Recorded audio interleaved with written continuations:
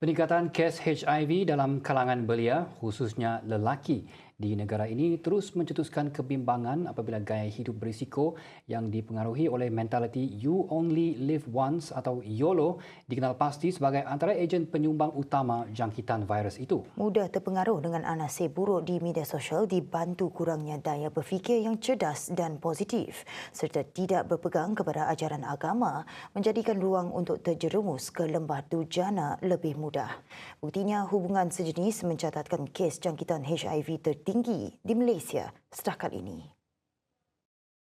Menurut Profesor Madya Dr. Helmi Hazmi dari Fakulti Perubatan dan Sains Kesihatan, Universiti Malaysia Sarawak NIMAS, pemahaman yang salah terhadap konsep YOLO telah mengubahnya daripada satu bentuk motivasi kepada dorongan untuk membuat keputusan impulsif tanpa mempertimbangkan akibat jangka panjang. Katanya ini termasuk penglibatan dalam hubungan seksual tanpa perlindungan dan hubungan sejenis yang berisiko tinggi. Golongan belia lelaki adalah kumpulan yang paling terkesan dalam penularan HIV. Jadi apakah puncanya?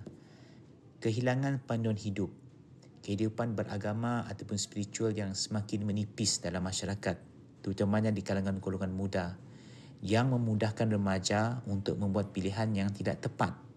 Dan akhirnya mereka memilih pendekatan YOLO, iaitu You Only Live Once, yang dipopularkan oleh pempengaruh media sosial. Jadi dari sini kita lihat bahawa pempengaruh media sosial ini yang seringkali menjadi satu ikutan memaparkan gaya hidup mewah dan juga pengalaman yang unik, memberikan satu escapism kepada masalah utama yang dihadapi oleh para remaja ini. Justru beliau menegaskan bahawa media sosial memainkan peranan besar dalam membentuk persepsi dan gaya hidup remaja dan belia hari ini.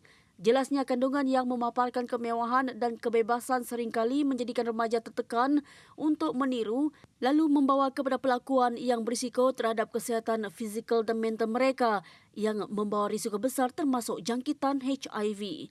Jadi solusinya bagi saya adalah prinsipnya adalah kita perlu melihat prinsip melentur buluh biarlah dari rebungnya.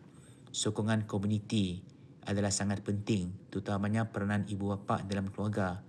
Ibu bapa hendaklah memainkan peranan dan sentiasa be present dan juga mengambil tahu apakah yang berlaku dalam kehidupan anak-anak mereka.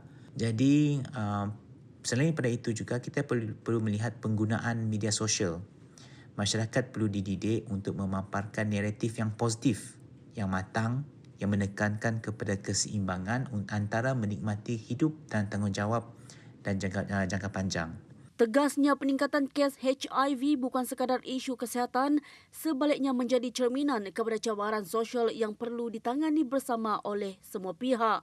Berdasarkan laporan pemantauan AIDS Global 2023 oleh Kementerian Kesihatan KKM, sebanyak 90% penghidap HIV di Malaysia terdiri daripada golongan lelaki dan hanya 10% melibatkan golongan wanita.